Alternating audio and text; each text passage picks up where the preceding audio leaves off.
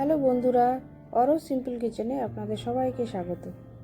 আজকে আমি বানাবো সর্ষে পোস্ত দিয়ে মাছের টক। তার জন্য লাগবে কালো সর্ষে এবং সাদা সর্ষে এবং একটু পোস্ত, যেটাকে আমি মিক্সিতে শুকনো অবস্থাতে ঘুরিয়ে নিয়েছি। তাতে কি হয়েছে, পুরো গুঁড়ো হয়ে গেছে। এরপরে আমি জল ইউজ করব। জলটা দিয়ে আরও একবার ঘুরিয়ে নেব।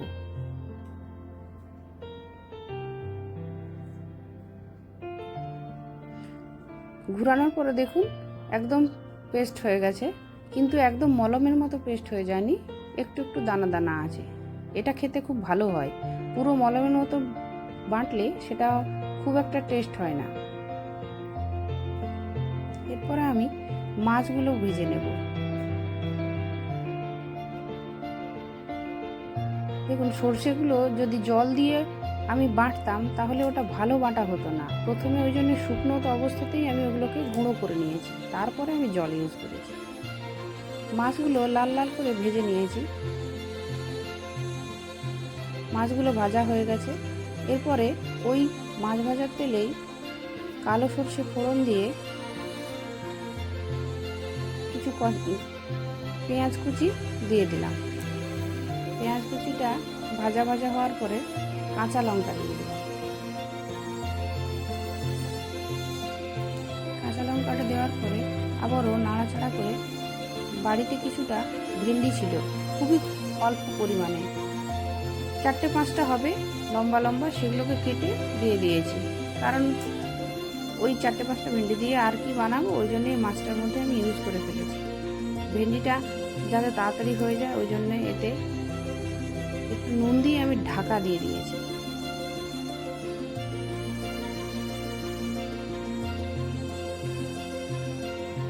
ঢাকনাটা খুলে একটু দেখলাম ভাজা ভাজা হয়ে গেছে। এরপরে আমি একটু এটাতে টমেটো কুচি দিয়েছি। টমেটোটা দেওয়ার পরে আবারও একটু নুন ইউজ করেছি আমি, যাতে টমেটোটা তাড়াতাড়ি গলে যায় এবং ভেন্ডিটাও সিদ্ধ হয়ে যায়।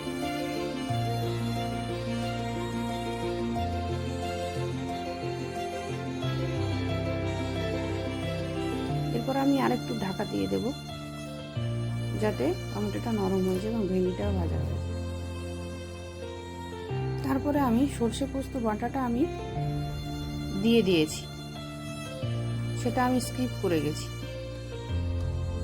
দিয়ে দেওয়ার পরে আমি একটা বাটিতে তেঁতুল আর জল ভিজতে দিয়ে রেখেছিলাম। তেঁতুলটা ভিজে গেছে, ওই জন্য তেঁতুলটাকে চটকে ওই যে জলটাতে দিয়েছিলাম সেই জলটা ইউজ করি, একটু টক হবে। তা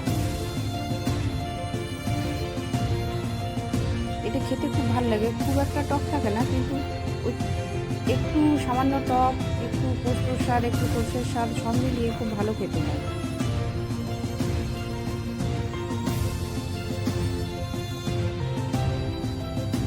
এরপরে একটু ভালোভাবে এটাকে ফুটতে দিয়েছি।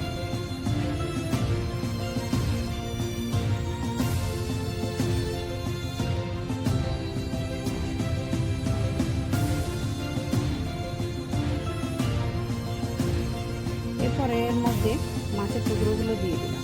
মাছের টুকরোটা দেওয়ার পরে টুকরোগুলোকে একটু সামান্য সেদ্ধ হওয়ার জন্য একটু চাপা দিলাম।